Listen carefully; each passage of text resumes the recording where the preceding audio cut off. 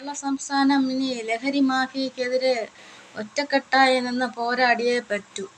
നാട്ടുകാർ വരെ ലഹരി വിതരണക്കാരെ അവരെല്ലാം പിടിച്ച് പോലീസിനെ ഏൽപ്പിക്കുന്നുണ്ട്. പിന്നെ ഏൽപ്പിക്കുന്ന ആൾക്കാരെ ഉപദ്രവിക്കാൻ വേണ്ടി ഈ വിതരണക്കാരുടെ ഗുണ്ടകളും കൂട്ടാളികളും അവരെ അതിക്രമിക്കുകയും വെട്ടുകയും കുത്തുകയും കൊലപാതകമൊക്കെ നടക്കുന്നുണ്ട്. അതുകൊണ്ട് ഈ നാട്ടുകാർ പിടിച്ചു കൊടുക്കുമ്പോൾ അതിൻ്റെ പിടിച്ചു കൊടുക്കുന്നതിൻ്റെ ക്യാമറ ഒന്നും നിരീക്ഷണത്തിലാക്കാതിരുന്നാൽ അത് പുറത്ത് വരത്തില്ല. ഇപ്പം രഹസ്യമായിട്ട് തന്നെയാണ് അവരെ പിടിച്ചു കൊടുക്കേണ്ടത്. മറ്റുള്ളവർക്ക് ജീവിക്കണ്ടേ, പിടിച്ചു കൊടുക്കുന്നവർക്ക് ജീവിക്കണ്ടേ? ഈ വളർന്നു വരുന്ന തലമുറയെ നമുക്ക് നേരിട്ട് നല്ല പിള്ളേരാക്കി കൊണ്ടുവന്ന് നല്ല തലമുറയാക്കി കൊണ്ടുവരാനാണ് നമ്മൾ എല്ലാവരും ഒരുമിച്ച് പൊരുതുന്നത്. അതിനെ നമ്മൾ ഇല്ലാതാക്കരുത്. അതിനെ കുറച്ചുകൂടെ ജാഗ്രതയായിട്ട് കുറച്ചുകൂടെ നമ്മൾ ഉഷാറായിട്ടിരിക്കണം.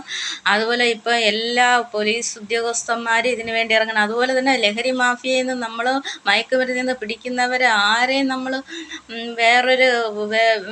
വേറെ ഒരു കേസും വേറൊരു കുറ്റവും അവരുടെ പേരിന് ഇതാവാതെ വേറൊരു കുറ്റം അവരടിച്ചേൽപ്പിക്കരുത്. നമ്മൾ മയക്കുമരുന്നിൽ നിന്ന് പിടിച്ചാൽ ആ മയക്കുമരുന്ന് തന്നെ അവർക്ക് കേസാക്കി എടുത്ത് റിമാൻഡിൽ വെക്കണം. അവർക്ക് അവിടെ വെച്ച് ക്ലാസ് കൊടുക്കണം. അവർക്ക് ക്ലാസ് കൊടുത്തിട്ട് ഇനി പുറത്തിറങ്ങിയിട്ട് അവർ കഴിക്കാതിരിക്കാനുള്ള ക്ലാസ് കൊടുക്കണം.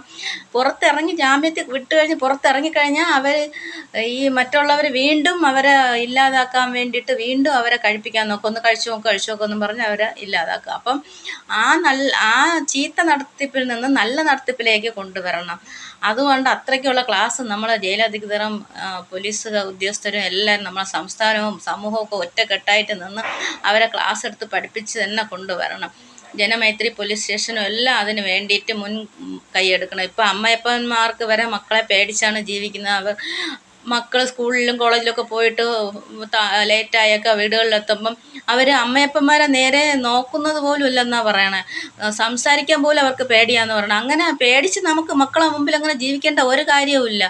നമ്മൾ തൻ്റെ ഇടത്തോടെ നമ്മൾ പ്രസവിച്ച് വളർത്തി നമ്മൾ മക്കളെ തൻ്റെ ഇടത്തോടുകൂടെ ധൈര്യത്തോടുകൂടെ വളർത്തണം. അങ്ങനെ അല്ലാതെ വളരണ മക്കളെ ഉടനെ പോലീസിനെ ഏൽപ്പിക്കുക. അവർ ക്ലാസ് എടുത്തു കൊടുത്ത് അവരെ നേരെയാക്കി വിടണം.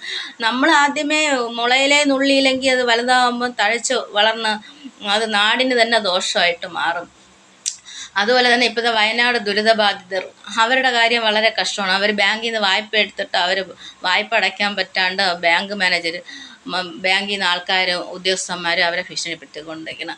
അവർ ദുരിതത്തിൽ കിടന്ന നല്ല മനസ്സിനായ ബാങ്കുകാരെന്ത് ചെയ്യണം? അല്ലെങ്കിൽ നമ്മളെ സംസ്ഥാനം തന്നെ ആ ബാങ്ക് വായ്പ എഴുതി തള്ളാനായിട്ട് ആജ്ഞാപിച്ച് അതിനു വേണ്ടിയുള്ള നടപടി എടുക്കണം. വയനാട് ദുരിതബാധിതരുടെ ആ കാര്യം ആലോചിച്ചാൽ നമുക്ക് രാത്രിയൊക്കെ ഉറക്കം പോലും ഇല്ല. ഇങ്ങനെയുള്ള ജനങ്ങൾ കിടന്ന് ബുദ്ധിമുട്ടുന്നു. പണം സമ്പാദിക്കുന്ന സമ്പന്നന്മാരെ അടിച്ച് പൊളിച്ച് അവർ VIP കാറുകളിലും എല്ലാം അവരടിച്ച് പൊളിച്ച് ജീവിക്കുകയാണ്. വലിയ VIP ഹോട്ടലിലിരുന്ന് ഭക്ഷണം കഴിക്കുന്നു. ഈ ദുരിതബാധിതർ കിടന്ന് കഷ്ടപ്പെടുന്ന ദാരിദ്ര്യത്തിൽ കിടന്ന് കഷ്ടപ്പെടുന്നവരെ ആരാണ് തിരിഞ്ഞു നോക്കുന്നത്? അവരും നമ്മളെപ്പോലെ മനുഷ്യരല്ലേ? അവർ അമ്മ പ്രസവിച്ച മക്കളല്ലേ? എന്തുകൊണ്ടാണ് അതിനെപ്പറ്റി ചിന്തിക്കാത്തത്? നമ്മളെ മഹാത്മാഗാന്ധിയുടെ ആ സ്വാതന്ത്ര്യം നമുക്ക് ഉണ്ടാക്കി തന്നതാണ് നമ്മുടെ ഈ രാജ്യത്ത്. അപ്പം നമ്മൾ അതെല്ലാം മനസ്സിലാക്കി തന്നെ നമ്മൾ ജീവിക്കണം.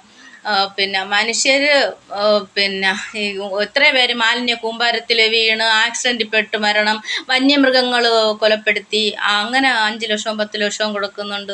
ഈ 5 ലക്ഷവും 10 ലക്ഷവും ഒക്കെ കൊടുത്താണ് നമ്മളെ സർക്കാർ പ്രതിസന്ധിയിലായ ആൾക്കാർക്ക് നഷ്ടപരിഹാരം കൊടുത്ത്. അത് കൊടുക്കാതിരിക്കാൻ നമ്മൾ കുറച്ചുകൂടെ കഠിന പ്രയത്നം വേണം. അവരെ നമ്മൾ എങ്ങനെ മുൻപോട്ട് ഇങ്ങനെ അപകടം വരാത്ത രീതിയിൽ അവരെ സംരക്ഷിച്ച് കൊണ്ടുപോയാൽ ഈ കാശൊന്നും നമ്മൾ സർക്കാരിന് പോകില്ല. ഇനി എന്നാണ് നമ്മൾ സർക്കാർ പ്രതിസന്ധി മറികടന്ന് ജീവിക്കുന്നത്?